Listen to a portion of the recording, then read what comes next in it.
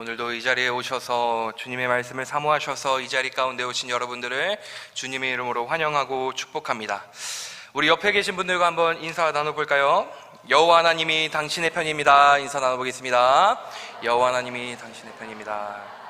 네, 그리고 우리 한 번 더 인사 나눠볼게요. 내일 뵙겠습니다. 네, 아까 권세훈 목사님과 약속하시는 거 다 봤습니다. 네, 내일 꼭 오셔서 주님의 은혜로 가득한 예배 되시기를 간절히 소망합니다. 오늘 주시는 말씀을 통하여서 주님과 같은 편 되시기를 간절히 소망합니다. 우리에게는 가끔 그럴 때가 있습니다. 하나님이 원망스러울 때가 있어요. 저도 하나님이 너무나 원망스러울 때가 있었습니다. 그런데 잘 생각해 보면 내 삶에 이런저런 여러 가지 문제들, 그리고 하나님을 원망할 만한 그 시기를 잘 본다면 그때의 원인은 항상 저한테 있었던 것 같아요. 이런저런 이유를 대면서 하나님의 손을 뿌리치고자 했지만 여전히 하나님은 내 편이 되어 주십니다. 여러분은 어떠신가요? 늘 하나님이 내 편이 되어 주신다라는 것을 확신하고 주님과 함께 살아가고 계십니까? 아멘. 네, 성가대만 그렇게 하는 건가요? 네, 다들 그렇게 확신하고 살아가고 계실 거라 확신합니다. 오늘 하나님께서 여호와는 내 편이시다라는 제목으로 말씀을 허락해 주시면서 다시 한번 우리 마음 가운데 확실히 새기게 되고 나는 언제나 너의 편이다라고 말씀하여 주시는 하나님의 음성을 꼭 듣게 되시기를 간절히 소망합니다.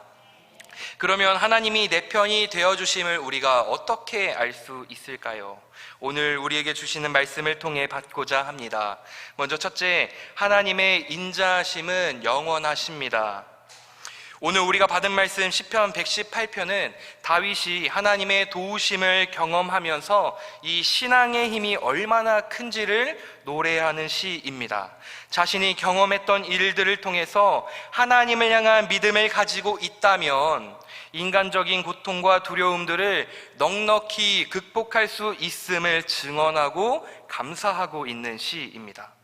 그래서 이 시편은 많은 고통 가운데 있는 사람들에게 꿈과 희망과 용기를 주는 시이고, 또 오늘 여러 가지 이유로 힘든 삶을 살아가고 있는 우리에게 큰 위로와 힘을 주시는 말씀이에요. 먼저 1절로부터 4절 말씀을 함께 보겠습니다. 우리 함께 읽어볼까요? 시작! 여호와께 감사하라. 그는 선하시며 그의 인자하심이 영원하리로다. 이제 이스라엘은 말하기를 그의 인자하심이 영원하다 할지로다. 이제 아론의 집은 말하기를 그의 인자하심이 영원하다 할지로다. 이제 여호와를 경외하는 자는 말하기를 그의 인자하심이 영원하다 할지로다. 아멘. 잘 보시면 반복되는 구절이 있어요. 그의 인자하심은 영원함이로다. 하나님의 인자하심은 영원함이로다.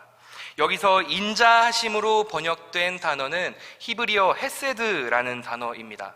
지금까지 여러 가지 말씀을 통해서 헤세드라는 이 단어를 들어보셨을 거예요. 이 단어는 대부분 은혜라는 말로 번역이 되기는 합니다만 이 단어의 뜻은 계약적인 사랑을 의미하는 단어입니다. 하나님과 우리 인간 사이에 계약을 맺었고 그 계약을 맺은 이후로 하는 사랑을 의미하는 단어예요. 여기서 계약이라고 하는 것은 저보다 여러분들이 더 잘 알고 계실 것 같아요. 계약이라고 하는 것은 혼자 할 수 있나요? 계약은 2명 이상이 함께 하는 거예요. 계약이라 함은 서로 간의 약속입니다. 그런데 그 계약을 맺은 두 당사자 중에서 한 명이 계약을 깨버리면 그 계약은 깨지는 겁니다. 그것이 정말 당연한 거예요. 하나님과 이스라엘은 계약 관계에 있었습니다. 하나님과 이스라엘은 계약을 맺었어요. 그래서 하나님께서 이스라엘을 계속해서 사랑해 주시고 계셨어요. 그런데 이스라엘이 하나님과 맺은 이 계약을 깨버렸습니다. 그럼 어떻게 될까요? 하나님과 이스라엘이 맺었던 이 계약적인 관계, 이 계약적인 사랑은 끊어지는 게 맞습니다. 하나님께서는 이제 이스라엘 백성들을 사랑하시면 안 되는 거예요. 그러나 하나님과 이스라엘의 계약은 하나님의 사랑을 기초로 해서 만들어졌기 때문에 비록 이스라엘의 위반으로 인해서 이 계약이 깨어졌지만 하나님은 그럼에도 이스라엘을 사랑하셨기 때문에 처음 베풀고자 하셨던 그 구원의 계획이 있으셨기 때문에 다시 한번 그들과 계약을 맺으셔서 구원 역사를 이루어 가십니다. 이렇게 하나님의 사랑은 한결같아요. 하나님의 사랑은 영원합니다. 그래서 그 사랑이 이루고자 했던 구원을 마침내 이루어내고야 마는 그 영원한 사랑, 그것이 바로 인자하심이라는 단어에 담겨져 있는 뜻입니다. 헤세드, 사랑, 계약적인 사랑, 하나님의 인자하심, 그 모든 것이 우리를 사랑하시기 때문이고 우리를 구원하시기 위함이라는 것입니다. 사도 바울은 이렇게 고백합니다. 로마서 8장 38절로부터 39절 말씀입니다. 내가 확신하노니 사망이나 생명이나 천사들이나 권세자들이나 현재일이나 장래일이나 능력이나 높음이나 깊음이나 다른 어떤 피조물이라도 우리를 우리 주 그리스도 예수 안에 있는 하나님의 사랑에서 끊을 수 없으리라. 아멘. 우리를 우리 주 그리스도 예수 안에 있는 하나님의 사랑에서 끊을 수 없다. 그 무엇도 하나님과 우리 사이의 그 사랑을 끊을 수가 없다라는 거예요. 여기서 우리가 누구일까요? 바로 저와 여러분입니다. 저와 여러분들의 삶이 바로 이 영원하신 하나님의 사랑 안에 있다라는 거예요.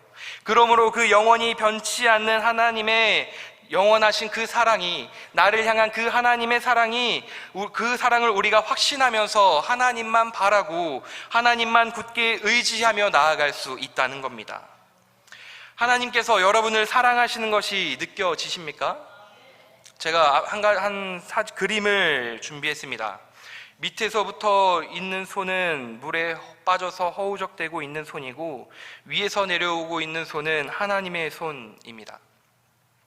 저 그림은 예수라는 제목의 뮤지컬 포스터인데요, 저 포스터를 보는 순간 이것이 바로 나를 향한 하나님의 사랑이다 라는 것이 느껴졌어요. 하나님께서는 물속에서 허우적대고 있는 우리를 건지시기 위해서 하나님의 그 능력의 손으로 우리를 꽉 붙들어주고 계신 거예요. 왜요? 사랑하기 때문입니다. 그 손을 잡고 있는 내 손은 점점 힘이 빠져나갑니다. 그래서 점점 손을 놓게 될지라도 우리 하나님은 결코 우리를 잡고 계신 그 손을 놓치지 않으십니다. 왜요? 사랑하시기 때문이에요. 모든 것이 다 무너지고 없어져도 그 하나님의 사랑만큼은 영원하기 때문에, 영원히 변하지 않기 때문에 하나님은 우리를 너무나도 사랑하시는데, 그 하나님의 사랑이 영원히 변치 않으시기 때문에 비록 우리가 힘들고 어려운 삶을 지금 현재 살아가고 있다고 할지라도 그 하나님의 사랑으로 인하여서 우리의 삶의 자리에는 다시금 싹이 돋아날 것이고 새로운 생명이 탄생하게 될 줄로 믿습니다. 하나님의 사랑, 영원한 사랑, 그 영원한 하나님의 사랑, 비록 나는 하나님을 외면하고 하나님을 떠나려고 하지만 그래도 하나님은 나를 향해서 이 변치 않는 사랑으로 사랑해 주신다는 그 확신, 이 사랑의 확신으로 말미암아서 하나님이 내 편이 되어주신다라는 것을 마음에 확실히 새기시고 이 정체성으로 날마다 살아가시는 저와 여러분이 되시기를 간절히 소망합니다. 4절에 이제 여호와를 경외하는 자는 말하기를 그의 인자하심이 영원하다 할지로다.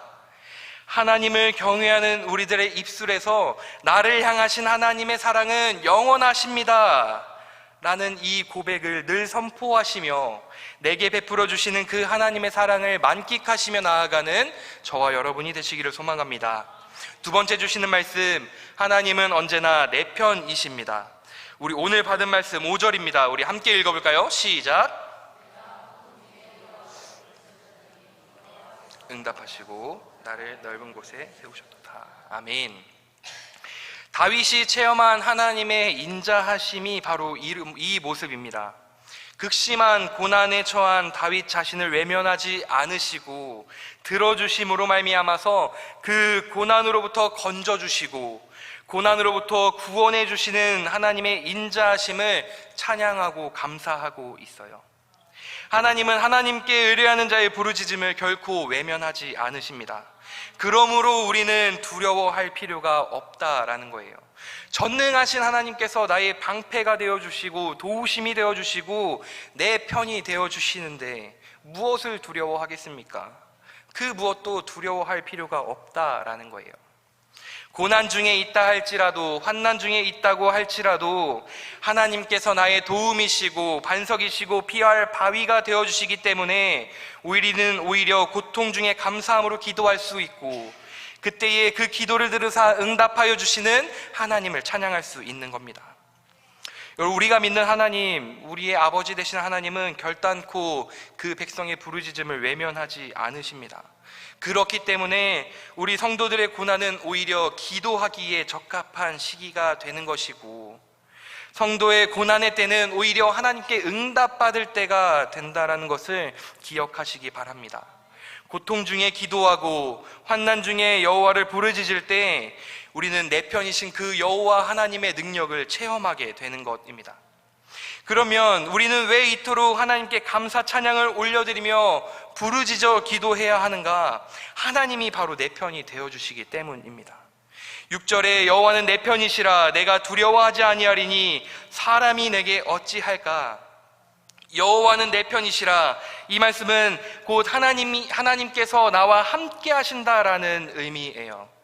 칼빈이라는 사람이 이 부분을 이야기하기를 나는 하나님의 손 안에서 보호를 받고 있습니다 라고 풀이를 했어요. 우주의 모든 능력이 하나님의 손바닥 안에 있습니다. 그런데 이 하나님의 손바닥 안에서 보호를 받고 있는 것이 바로 우리들이라는 거예요. 하나님의 손 안에 있을 때, 하나님의 손으로 말미암아 보호하심을 받을 때 우리에게는 능치 못함이 없다라는 것입니다. 사람이 이 세상을 살아갈 때에 혼자만의 힘으로 할 수 있는 것이 거의 없어요. 거의 역부족일 때가 너무나도 많습니다. 돕는 그 손길이 반드시 필요합니다. 그리고 무슨 일을 할 때에 뜻을 같이 하여 어떤 목표를 이루고자 돕는 사람이 있으면 그 사람만으로도 우리는 위로가 되고 행복함으로 같이 나아갈 수 있어요. 그런데 우리 하나님 오늘 무엇라 말씀하십니까? 하나님께서 나와 함께 하시겠다는 거예요. 다른 그 어떤 사람보다 뛰어나고 이 모든 우주의 능력이 하나님의 손 안에 있는데 그 하나님께서 내 편이 되어주시겠다라는 거예요. 하나님께서 나의 돕는 자가 되어주시겠다라는 겁니다. 이때 우리가 꼭 기억해야 할 것은 하나님이 내 편 되어주심으로써 싸워가는 그 모든 싸움은 승리가 보장되어 있는 싸움입니다. 이 세상 주관자가 나의 편이 되어주시는데 그 어떤 싸움에서 진리가 있겠습니까? 무조건 승리하는 삶을 살아갈 수 있다라는 거예요. 이어서 7절입니다. 여호와께서 내 편이 되사 나를 돕는 자들 중에 계시니 그러므로 나를 미워하는 자들에게는 보응하시는 것을 내가 보리로다. 하나님의 백성, 하나님의 편인 하나님의 백성들을 대적하고 미워하는 것은 곧 내 편이신 하나님을 미워하고 대적하는 것과 같다라고 이야기를 하고 있습니다. 그래서 하나님께서 자기 백성들을 대적하는 자를 친히 보응하시겠다라고 말씀하세요. 나는 하나님의 편이니까 누가 나를 공격하는 것은 곧 하나님을 공격하는 것이라는 거예요. 나를 공격하면 그 보응, 그 복수를 하나님께서 하신다는 겁니다. 우리가 살아가면서 내가 하나님의 편이고 하나님이 나와 언제나 함께하여 주신다는 것을 믿으면서 살아가는 것이 너무 중요합니다. 그런데 여러분, 날마다 내가 하나님과 함께 살아가고 날마다 하나님과 함께하고 있는 것 같은데 1년 365일 중에 정말 좋은 날이 며칠이나 될까요? 짜증 한 번 내지 않고 행복한 날이 과연 며칠이나 있을까요? 매일같이 우리는 기분이 상하고 짜증나고 마음이 상하는 것, 그것이 우리의 인생이 아닙니까? 그러나 그럼에도 불구하고 우리가 기뻐하고 감사할 수 있다는 것은 그 가운데 내 편이 되어주신 하나님이 계신다는 거예요. 다른 사람은 몰라도 우리 하나님께서는 나를 버리지 않으시고 항상 나와 함께하여 주신다는 그 믿음, 비록 어떤 사람들은 나를 힘겹게 할 수 있고 나를 힘들게 할 수 있고 나의 화를 들끓게 하지만 하나님께서 내 편이 되어주셔서 나의 마음을 알고 계신다, 나와 함께 하고 계신다 라는 이 신뢰가 있다면 그 너무나도 우리에게는 큰 위로로 다가오게 되는 것 아닙니까?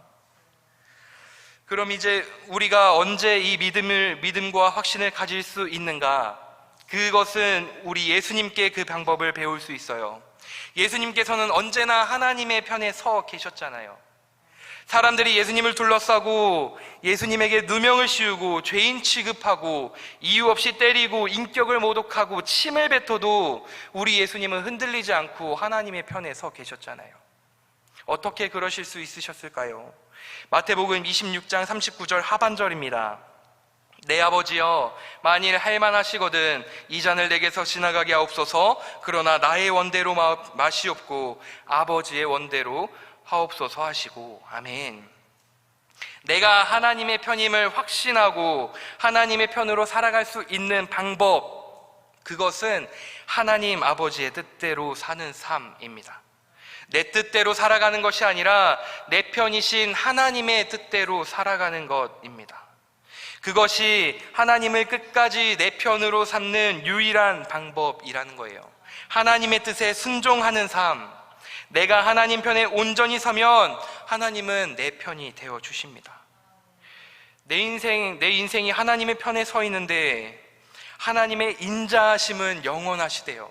하나님이 우리를 향한 그 사랑이 영원히 변치 않으신다고 합니다. 하나님은 내 편이실 수밖에 없는 거예요. 하나님이 우리의 편이 되어주시는 것, 그것은 결코 어렵지 않습니다. 왜냐하면 항상 우리와 함께 하시며 동행하고 계시기 때문이에요. 그런데 정말 어려운 것은 내가 하나님의 편에 서 있는 겁니다. 늘 항상 하나님의 편에 선다는 것이 말이 쉽지 보통 어려운 일이 아니에요. 어떤 때는 내가 하나님의 편에 서 있다고 생각했는데 알고 보니 그 반대편에 서 있던 적이 있었습니다. 분명히 나는 하나님의 편에서 일한다고 했는데 가만히 생각해 보니 나 자신을 위해서 살아가고 있던 적이 한두 번이 아니에요. 오직 주님을 위해서 살겠노라고 결단하며 나아가지만 여전히 우리는 내 욕심을 채우는 삶을 살아갑니다.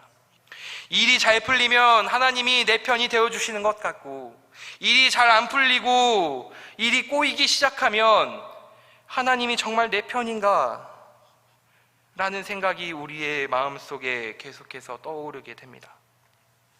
오늘 교회 오실 때 해가 떴나요? 네, 해가 떴습니다. 잘 모르시는 분들도 많으신 것 같아요. 궂은 날에도 비가 오는 날에도 해는 뜨나요?